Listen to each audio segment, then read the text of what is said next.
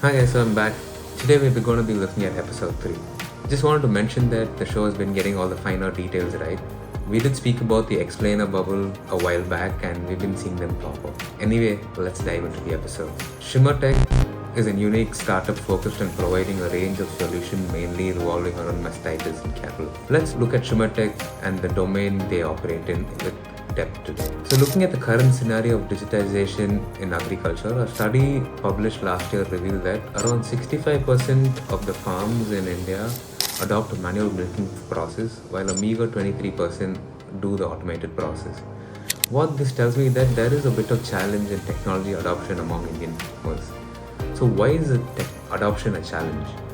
High implementation costs, limited digital literacy, and fragmented land holdings hinder the widespread adoption of agriculture technology among Indian farmers. These factors affect small and marginal farmers, making it difficult for them to invest in technology. Apart from this, what I understood from their pitch is that they are trying to adopt a sales channel which is mainly through their application.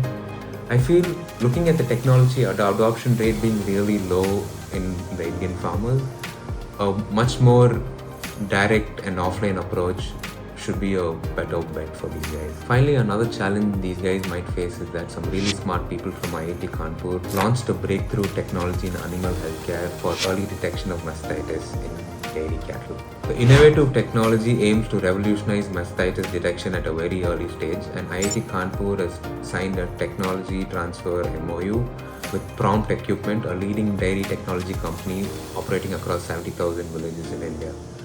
With such a game-changing MOU being signed and technology adoption being limited only to the larger farms, how do you think ChimerTech is planning to navigate through such challenges? I hope I have given you guys my thought. So let me move on to the second startup. Next in line is Fasgo, a pain relief product portion in the ever-growing pharma space, but in the Ayurvedic side of medicine. Their flagship product is a herbal oil formulated pain relief xylem, which claims to leave no residue post-application process. So how do you think this industry is looking? In India, the OTC drugs market, which includes pain relief product, is valued at a staggering rate of $8.9 billion in 2023. And it is expected to grow at 14.28%, reaching approximately $29 billion by 2032. Fasgo seems to be growing at par rather faster than the market growth. Do you think this will continue? The growth is driven by factors such as increasing prevalence of chronic pain conditions, a rising trends towards self-medication, and greater accessibility to OTC products through pharmacies and online platforms. Brands like Dauber, Sharak Pharma have pain relief xylems which also have Ayush certification. But do you think they have the oil consistency Fasgo has? Well, I wish I had the time to send all these products out for testing. Maybe if the momentum picks up, we can get into that as well. Fasgo might be in a good space, but like how the investors rightly pointed out, they might have to rework on their packaging to make it look more appealing to the consumers. Anyway, check out this quick growth story of Indian athletes in the explainer bubbles. We know if the sporting industry grows, the pain management industry is going to proportionately grow as well. These factors show us that brands like Fasgo have a lot of room to occupy a big major chunk of the market. The most common conception of plastic is that we cannot burn them. But these guys have come up with an ingenious solution to turn plastic waste into fuel. Isn't that cool? Let me introduce you to HVA.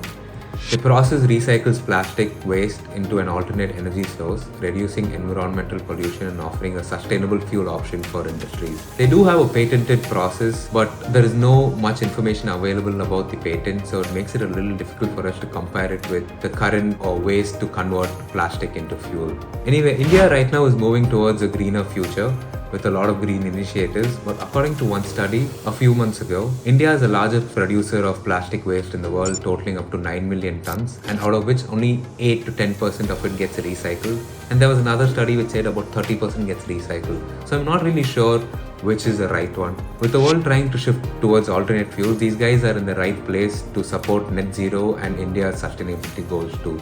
And when we look at the competition, there are not a lot of people operating in this market in India.